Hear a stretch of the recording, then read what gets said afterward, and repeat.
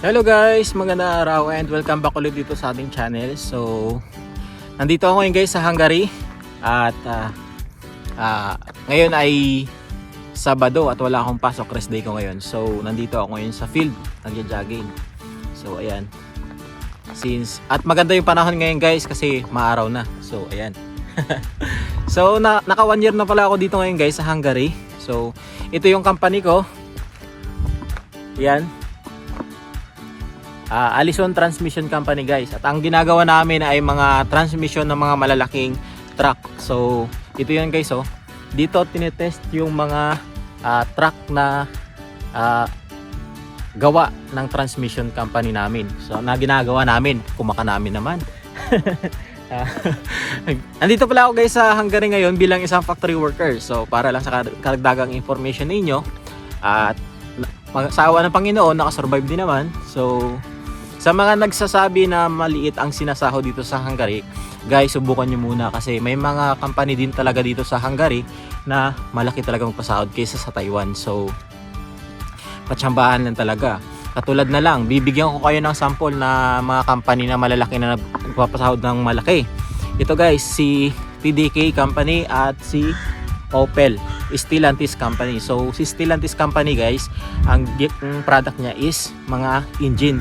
Lahat ng mga brand na sasakyan, halos lahat kasi sa kanya kumukuha ng engine, like mga Subaru, Mitsubishi, lahat Toyota, then basta lahat ng brand, Mercedes-Benz, Audi, lahat yan dito yung ginagawa guys sa Opel Company na pinapasokan namin.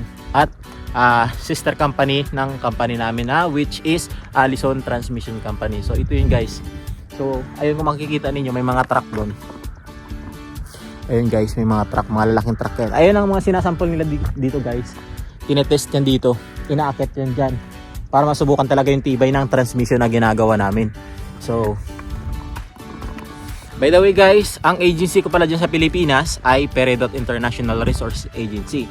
At kung kayo po ay nagbabalak mag-apply, hiring sila ngayon guys. So, mag-walk-in lang kayo sa agency nila since ngayon, hindi sila tumatanggap ng maraming applicant na walk-in. So, nagpo sila sa kanilang page na Dropbox lang sila at mag-send kayo ng inyong mga resume or CV sa kanilang email address. So, saka nga pala guys, may nababasa kasi ako ng mga comments sa post natin na yung mga kababayan natin na ang dami na daw nilang send na email at resume sa Peredot. So, wala daw feedback. So, ganito kasi yun guys. Ang email kasi ng Peredot, isa lang yan. So, ngayon, hindi lang hundreds ang nagsisend ng email dyan. 1,000, libo ang nagsisend ng kanilang mga resume guys. At hindi lang factory worker ang hiring sa Peredot. May mga kitchen worker sila, helper, then factory worker, hotel, at saka mga massage. Kung kayo guys ay mag-walk-in doon sa Peredot, makikita ninyo ang mga job order nila at i-visit nyo rin ang kanilang Facebook page para malaman ninyo ang mga job opening na ino-offer nila. So kaya may pagkakataon din talaga na hindi makikita agad ang inyong application. So tiyagaan lang talaga. At pwede rin naman kayo mag-send ng inyong resume para makita ng Peredot. So yun nga sinasabi ko, tiyagaan lang talaga at konting effort lang sa pag-a-apply. Kasi nung nag-apply ako, October ako nag-apply guys, pero tinawagan ako December na. So 2 weeks, 2 months ang process ng application. Kaya tiyaga lang talaga sa pag-aantay ng inyong application. At hiring sila ngayon guys. So i-visit nyo na lang kanilang Facebook page para makita ninyo yung mga hiring nila. So ang pagkaalam ko kasi ang hiring nila ngayon ay papunta sa Slovakia at saka Slovenia, Europe. So katabi lang din yan dito guys ng Hungary. Kung para sa inyong kaalaman, ang Hungary, Czech Republic, Slovakia, Slovenia at saka Croatia ay magkakatabi lang yan dito. So boundary lang ang pagitan. At pwede kang sumakay ng tren para makatawid dun. So, at saka bus, pwede ka nang makapunta ng Slovenia at saka Slovakia. So yun lang, ganun lang kalapit dito guys.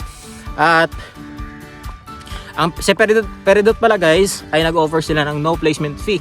So nakarating ako dito sa Hungary na wala ang binayaran sa kanila. Medical lang ang ginastos ko na 2,500. So sa malaking bagay yun guys kung kayo po ay nag-a-apply. So subukan nyo na kung kayo ay may plano mag-apply ng mag-abroad. Kaysa magtiyaga kayo dyan sa Pilipinas, guys, mag-isip-isip na kayo kung kayo ay habang bata pa kayo, i-secure nyo na ang inyong seguridad sa inyong buhay dyan sa Pilipinas, kasi wala talagang nangyayari dyan sa Pilipinas. Kahit ako, ang tagal ko na dyan sa Technopark sa Laguna, wala talaga akong naipon. So dito talaga sa abroad, makikita mo yung pinaghihirapan mo buwan-buwan, at saka habang tumatagal may resulta. So yun lang guys, sana nakatulong itong video sa inyo. Paki-like and subscribe itong channel natin para makatulong naman sa akin at sa ating mga kababayan. So yun lang guys, thank you for watching and God bless.